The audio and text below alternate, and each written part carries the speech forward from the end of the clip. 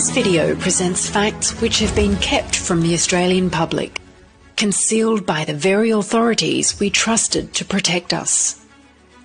We show that the harms of the COVID injections were never fully disclosed, and yet they were touted by politicians and health bureaucrats as safe and effective. This story will reveal how authorities abused their powers and robbed Australians of their civil liberties in what some have described as a crime against humanity.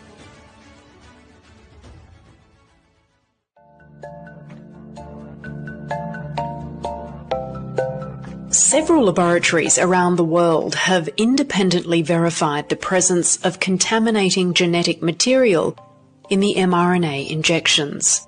The contamination levels are often found to be many hundred times over accepted limits, and the problem is global. Sample vials of Pfizer and Moderna, which have been sourced from Europe, Japan, the US, Canada and Australia, have all been deemed contaminated. Kevin McKernan, a former research director for the Human Genome Project, was the first scientist to detect billions of DNA fragments in the vials. The fragments originate from the circular DNA plasmid that was used in the manufacturing process.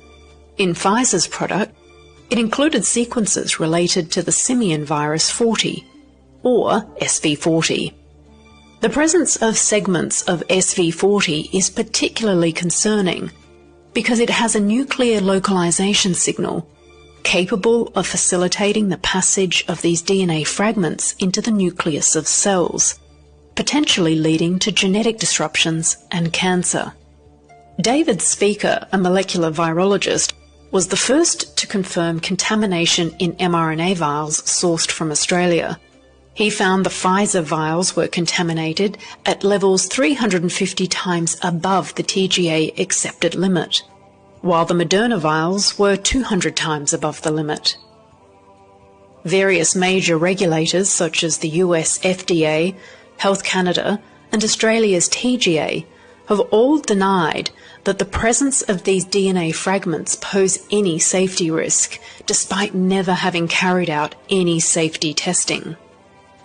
Philip Buchholz, an expert in cancer genomics from the University of South Carolina, says if the fragments manage to integrate into the human genome, it can increase a person's risk of developing cancer or autoimmune diseases.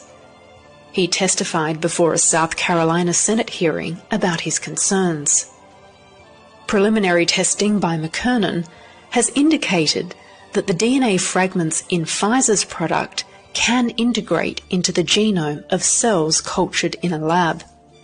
Now, studies are underway to assess whether the contaminating DNA fragments have been able to integrate into the genome of people who were vaccinated. This entire contamination scandal highlights the catastrophic failure in the regulatory process.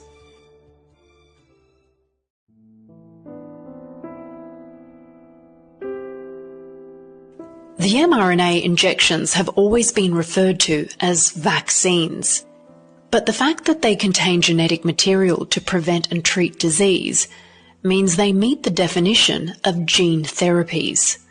According to the Cleveland Clinic, in gene therapy, genetic material is delivered to your cells and changes how your cells produce proteins. That's exactly how the mRNA injections are designed to work, and therefore should be thought of as gene therapies rather than vaccines. The genetic material is delivered to cells using a fatty substance called lipid nanoparticles. It protects the genetic material from being destroyed by enzymes and allows that material to be transfected or transferred into cells. Once inside the cells, the genetic material known as messenger RNA contains instructions for making spike protein, which exists on the surface of the SARS-CoV-2 virus.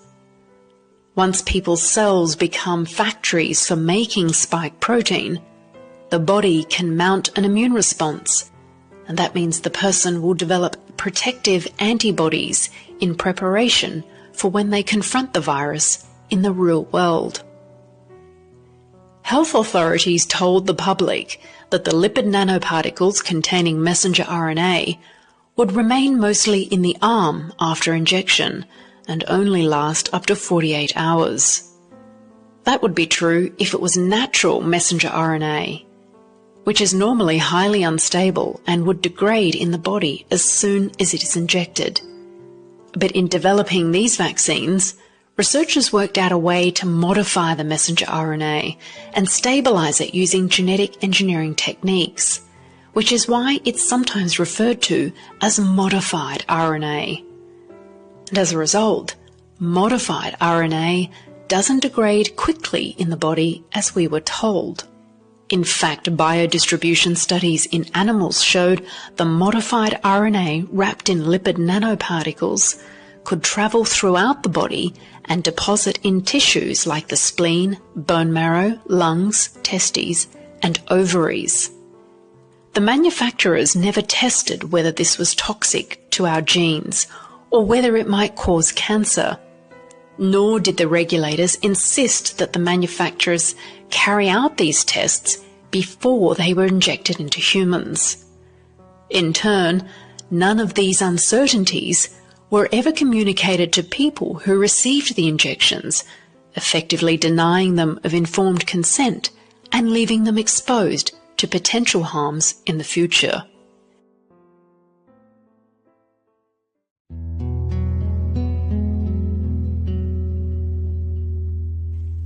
Gene therapies have held great hope in treating or curing many different health conditions, including cancer, sickle cell disease, haemophilia, and cystic fibrosis.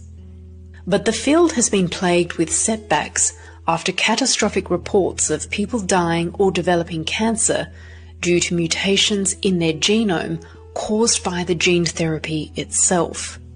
That's why it's imperative that these products undergo regular testing, strict regulatory compliance, and continuous quality control monitoring to ensure their safety and efficacy as is required by law.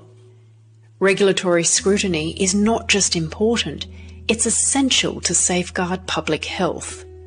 Compliance ensures that all safety standards and protocols are strictly followed, providing a layer of protection against the inherent risks of gene therapies. In Australia, the classification for what defines a genetically modified organism, or GMO, is based on the Gene Technology Act 2000, which defines a GMO as any biological entity capable of transferring genetic material that has been created through recombinant technology. The formulation of lipid nanoparticles with modified RNA designed to be transferred into cells also aligns with the legal definition of a GMO. Australia has always had a rigorous testing and regulatory approval process to ensure the safety of human gene therapies, but when it came to the COVID-19 injections, the normal safeguards in regulation were disregarded. In Senate hearings, it was revealed that neither Pfizer nor Moderna sought approval to use their products from Australia's Office of the Gene Technology Regulator. Interestingly, however, AstraZeneca did adhere to the strict regulatory framework outlined in the Gene Technology Act for its COVID vaccine. It applied for and obtained a GMO licence, which involved a comprehensive risk assessment and months of public consultation. And it was this critical step that Pfizer and Moderna managed to bypass. The TGA denies these products contain GMOs, calling it misinformation. However, numerous scientists and lawyers agree the COVID mRNA injections fulfill the legal definition to be classified as GMO products under Australian law. In fact, the injections also meet the criteria under GMO laws in England, South Africa, and the European Union, and satisfy FDA guidance in the US for being understood as gene therapies involving GMOs.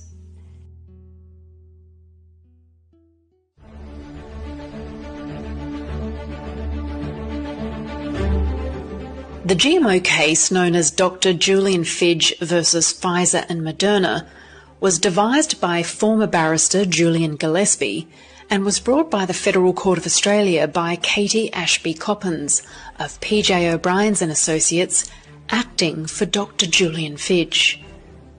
Fidge alleged that Pfizer and Moderna failed to seek the necessary GMO regulatory approval and GMO licenses as per the Gene Technology Act 2000, and therefore filed for an injunction to prevent the manufacturers from distributing their mRNA products in Australia. It was argued that failing to obtain GMO licenses constituted a significant breach of regulatory compliance, possibly amounting to serious criminal acts. Essentially, Pfizer and Moderna were allowed to bypass crucial safety assessments and public consultations, as well as avoiding a thorough risk assessment that would have evaluated the potential serious negative effects